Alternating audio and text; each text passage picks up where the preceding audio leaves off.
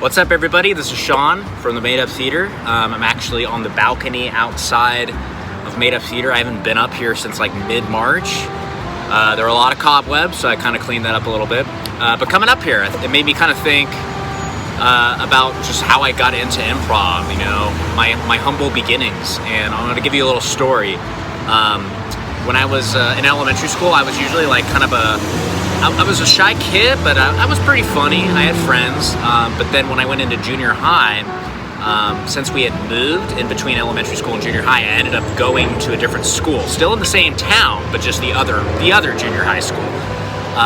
And for like 6 years, all throughout high school, I was still very introverted. I never really got out of my shell. And then college came about, and I thought, well, you know what? It's going to be kind of like a fresh start. So I decided to take an acting class.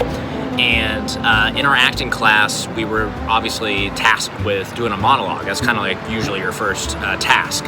And I thought about it for a bit, but before I get to that, there was a story that kind of inspired the monologue that I chose. I used to work at Food Max. That was actually my first job. And I was on my break. So I was just outside, and this was before cell phones. Where I just kind of sat and I just kind of spaced out. I just kind of looked in a direction and just was just in my head. And one day I was on my break and I was, again, just kind of spacing out in my head. And through the haze came this guy, and he was like looking at me, and he was like waving his arms around, and I couldn't hear him because he was kind of far away.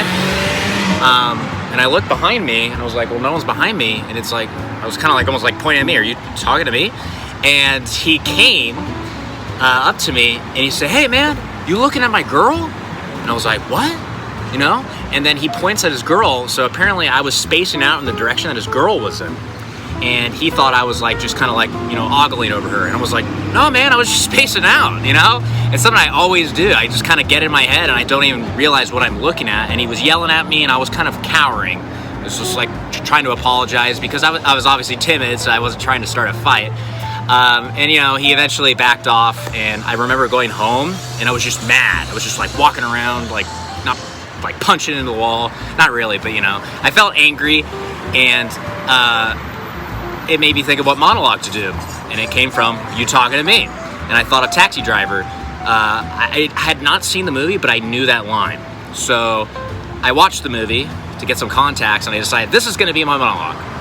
And so I went in to kind of practice my monologue, but the acting teacher was actually absent, like on sick leave for a few weeks. So a different teacher came in, and he was an improviser, and he used improv exercises as a way to help us with our monologue. So I did my monologue. It sucked. And he said, you know what, I'm gonna help you a little bit. So and he had me just stand in like the center of the room, and he said, all right, everybody in class, there's like, you know, 12 or so. He said, all right, walk around Sean and just throw insults at him. And Sean, you're not allowed to say anything. So I just stood there, and all these students just started shouting insults at me, like really bad insults. Nothing was held back. And then after that, over like a minute or so, he said, okay, cool.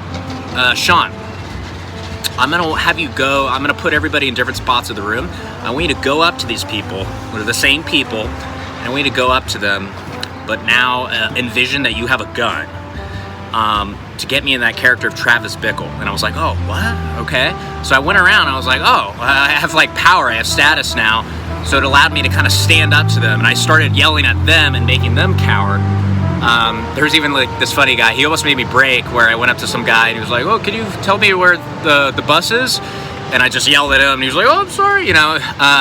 So after that, he had everybody stand in a circle again, and he had me do the monologue to everybody. It was a ton better. And obviously the next semester I enrolled in my first improv class, and the rest is made up.